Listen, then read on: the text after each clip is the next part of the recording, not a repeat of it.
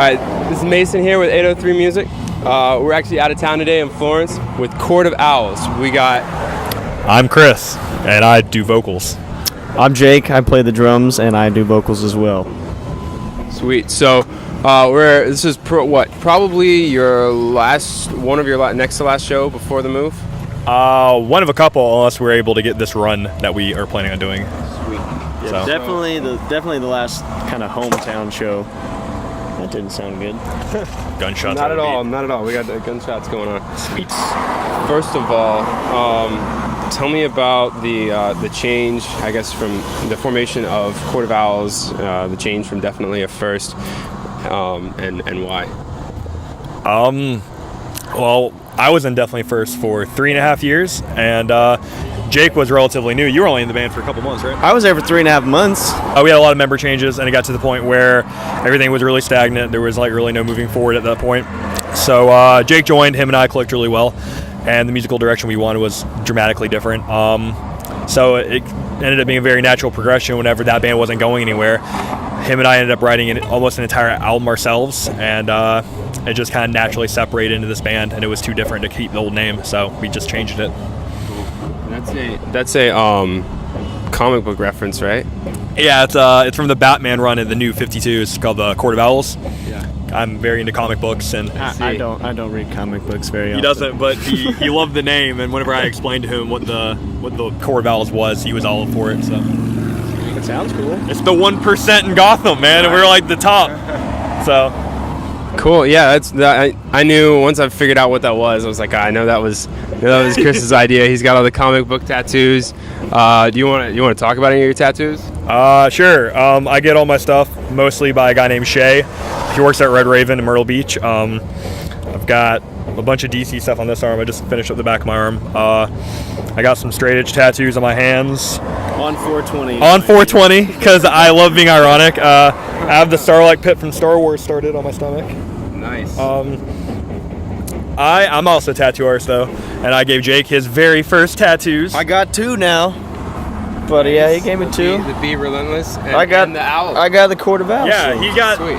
There's a puppy. Yeah, he had the Court of Owls mask, and then I also have it too. It's on my upper thigh. Nice. So You guys want to see that? I got photos of it. Sweet. Open 3, 2, 1. So you guys put out the new album. You wanna talk about that some? I could probably take it. Again, like how we were trying to, steer the opposite direction. Not necessarily the opposite. That's kind of harsh, but a completely different direction. Chris kind of came to me and was asking about, can we go heavier without being brutally heavy? So we wanted to always have the words that I heard the most from Chris was, how heavy can we go with it staying pretty?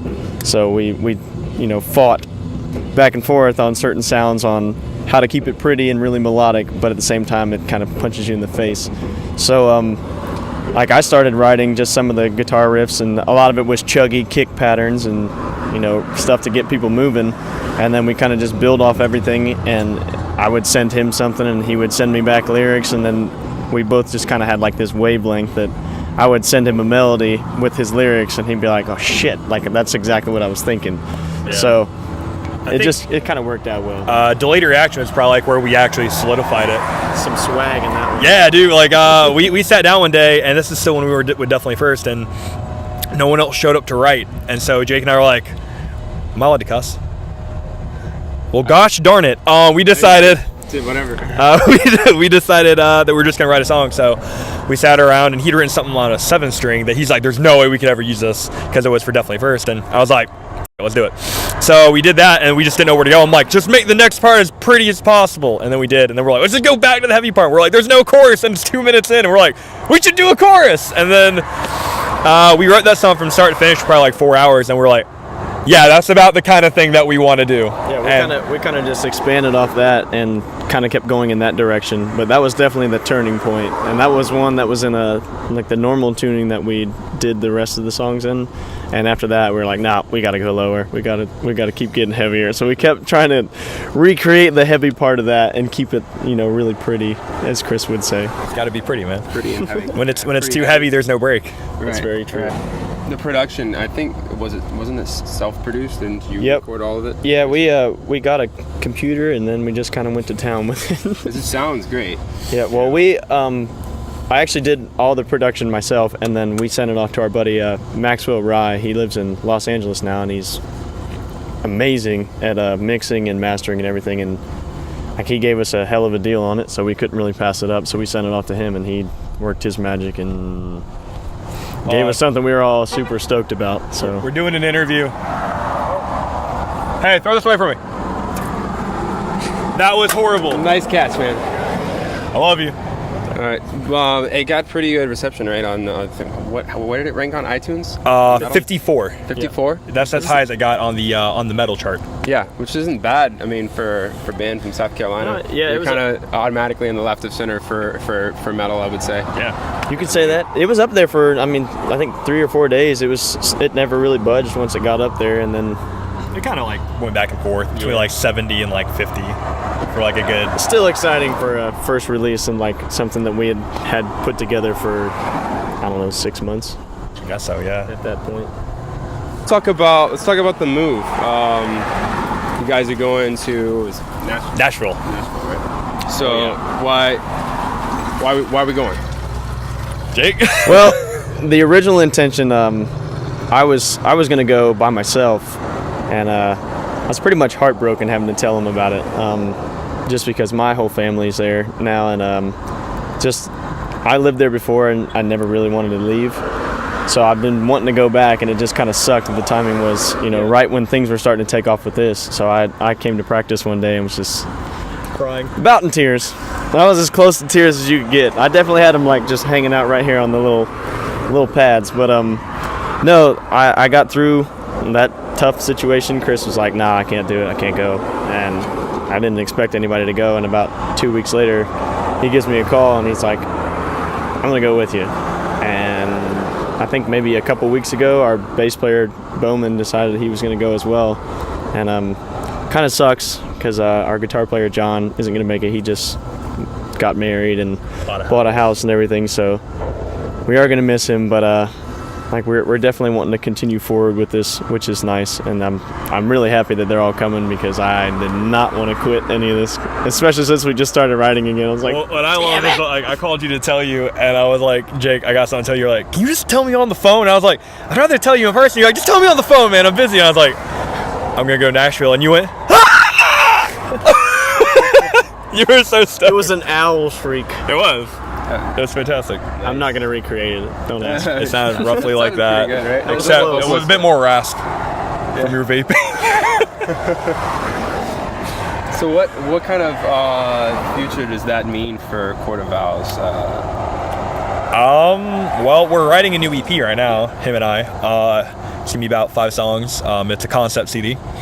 It's far darker and far prettier, which is like the two things. Than the last release, because you gotta keep in mind the last release we were trying to keep in tone with the last band, and we went pretty heavy last time. We just decided we were gonna steer the ship all the way and just go really heavy, and it is the most emotional thing I've ever written by far. I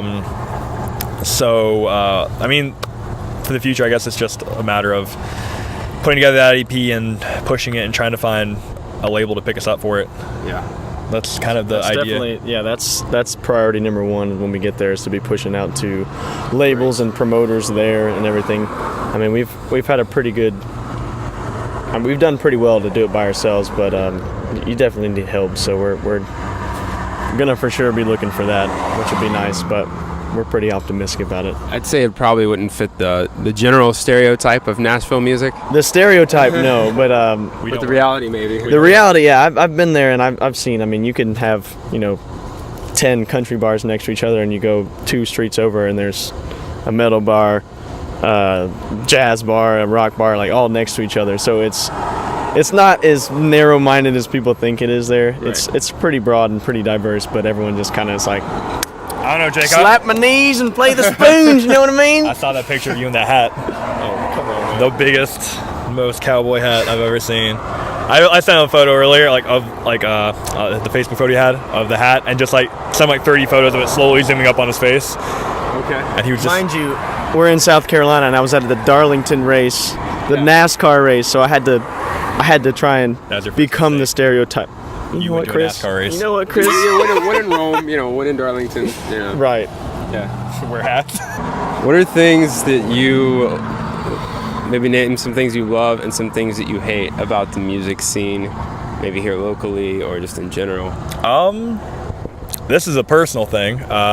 Because I'm straight edge, I hate the association that all of us get together and just get fucking wrecked. Because like Jake and I work really hard. And like we take ourselves very seriously, and it's kind of like around here, sometimes the less serious you take your band, the more people pay attention to it, and the more serious you are about it, people just write you off because they think you're being pretentious. Yeah. And like we take our live show very seriously. Like we have backtracks and production and shit. And then you have these bands that go up there and just like open chord central, and people are like that.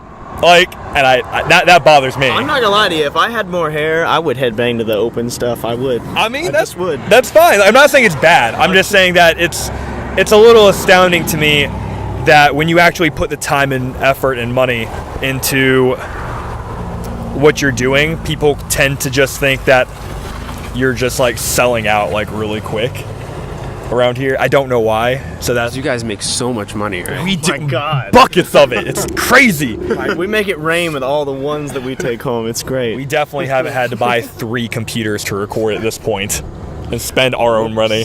Yeah, stop buying auto-tune, Jake. Stop trying to download auto-tune offline. Hey, that was not for us. That was for me doing production on other people. Don't be giving me that crap. But no, like I love having live shows. I grew up listening to this, and I've always wanted to be in a band, and the first band that I was actually in that was heavier was definitely a first.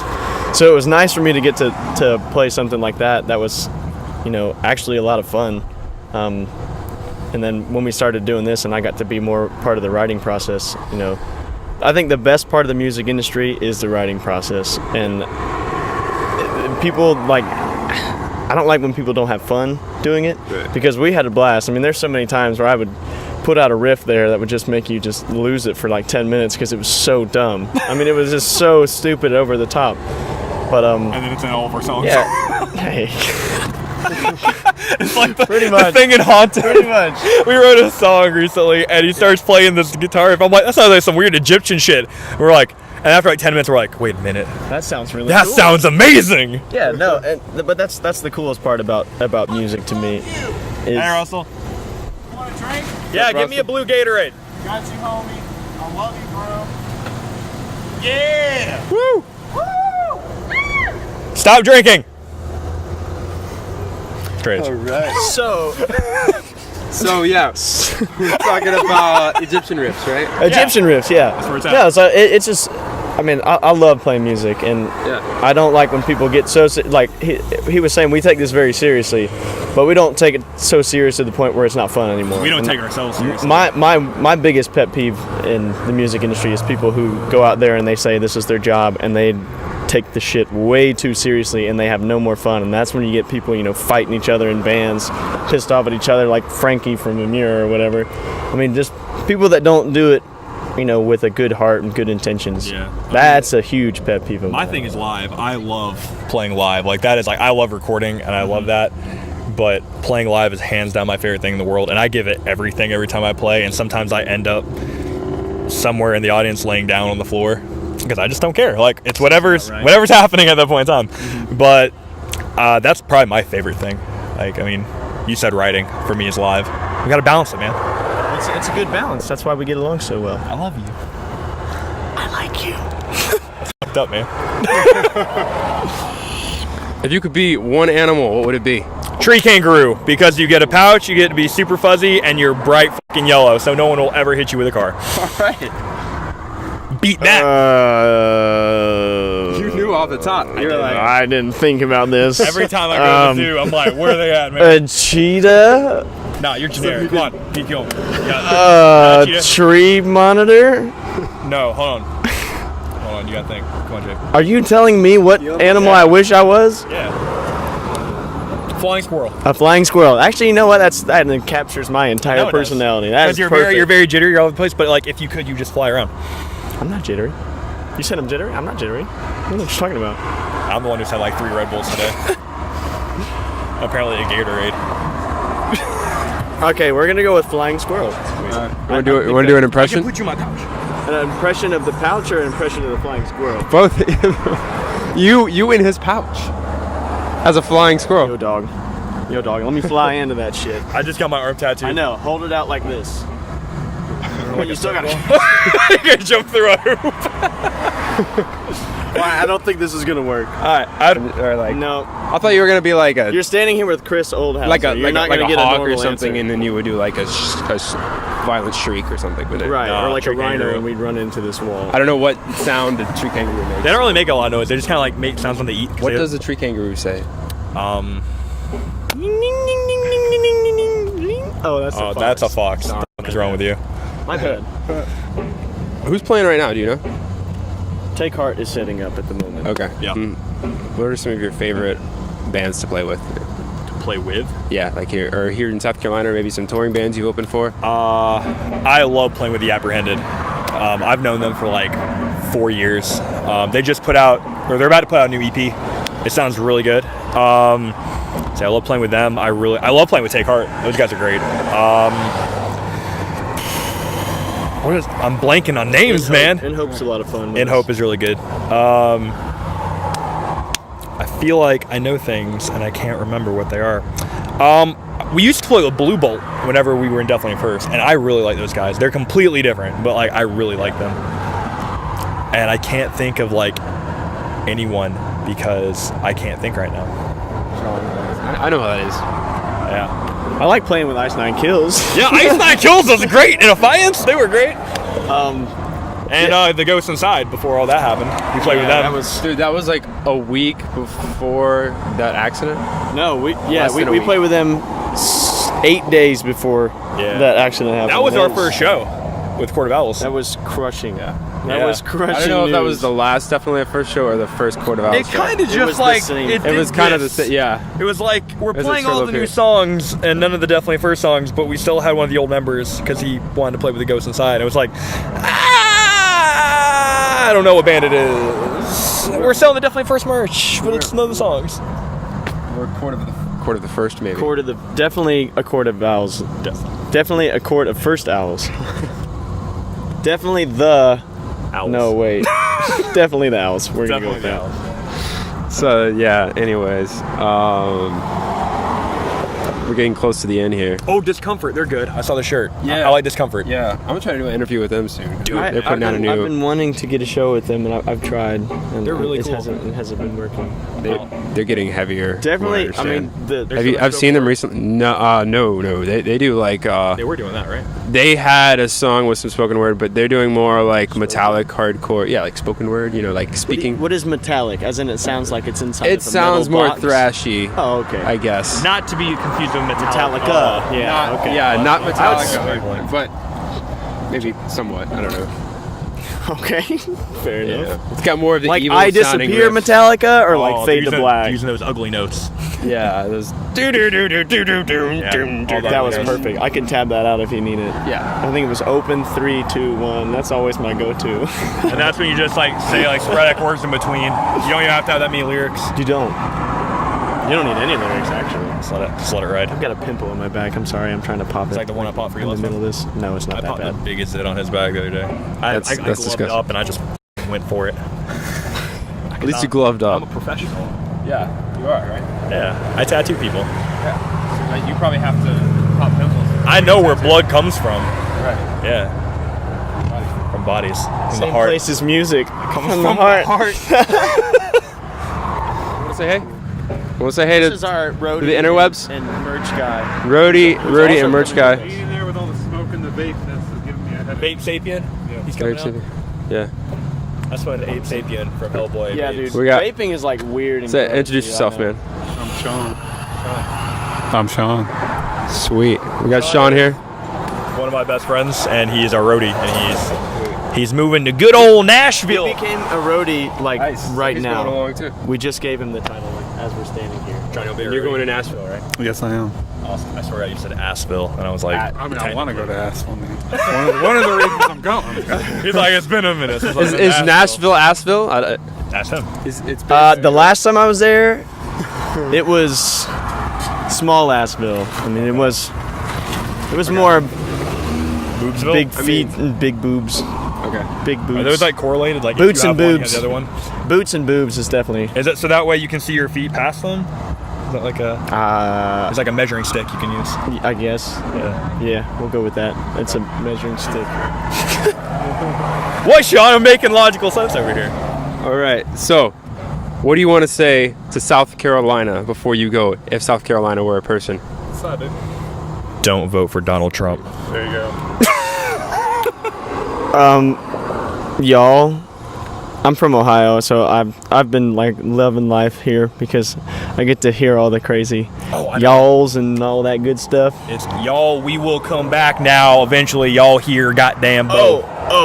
Personal side note: Might could is grammatically painfully incorrect. What? So What? might could like I might could go do this. Oh shit. I don't want to be a Nazi about that, but I'm that guy on Facebook that puts the asterisk and spells it correctly. I'm sorry.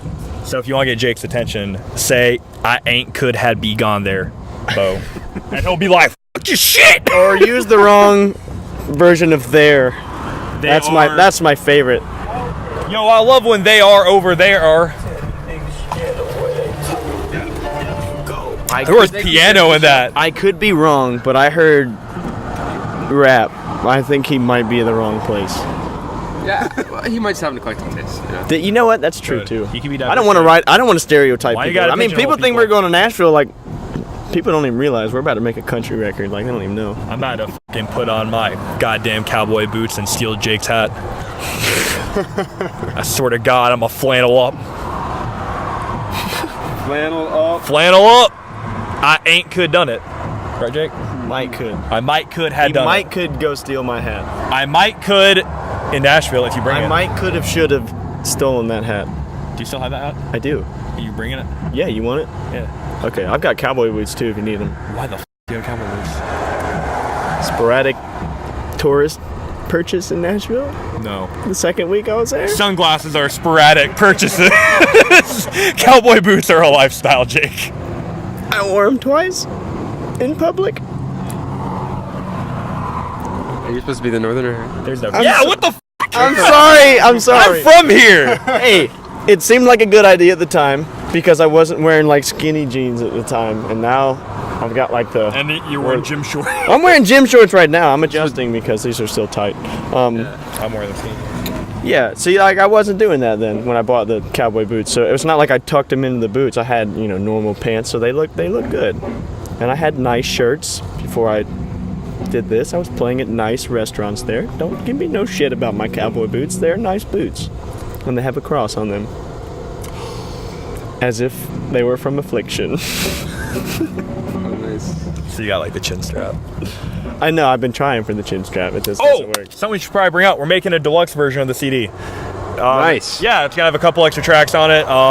One or two acoustic songs. One song that has Speaking of pretty, Speaking of The pretty, acoustic that shit is beautiful. It's like if a swan bathed in butter, it's that smooth. I've heard that you're vegan. I can't have it. Butter. R.I.P.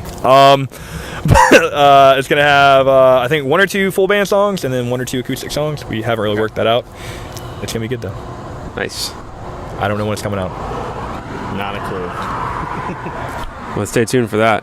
All right, guys. This has been Court of Owls. Not definitely a first. Don't say that. Never Never again. This has been Court of Owls. We're going to enjoy the show in about less than an hour. You guys are going on for one of your last shows here in South Carolina before the move. You are coming back, right? You are going to come back on tour, right? Yes, absolutely. Absolutely, We've right. already got one set up. September 3rd, we'll be back through here. So we're going to try and set up a show in Columbia as well while we're back. Nice. See? We have a show? See? I didn't know we were doing an interview, and he didn't know we had a show. So when it's is all it? good. September 3rd. Oh, sweet. I'll have September to come 3rd. Columbia. Be there. New Brooklyn, right?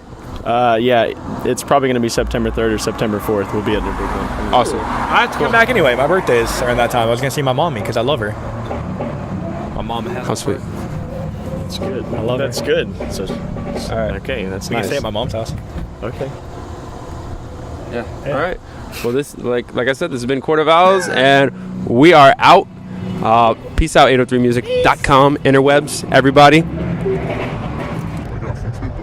Oh shit, you got the DM! What? Why wasn't that on there? It goes down in the DM, you gotta send a message. Oh, I got a text message from the Relocation. Always place for change! He's got me! I'm my fucking now!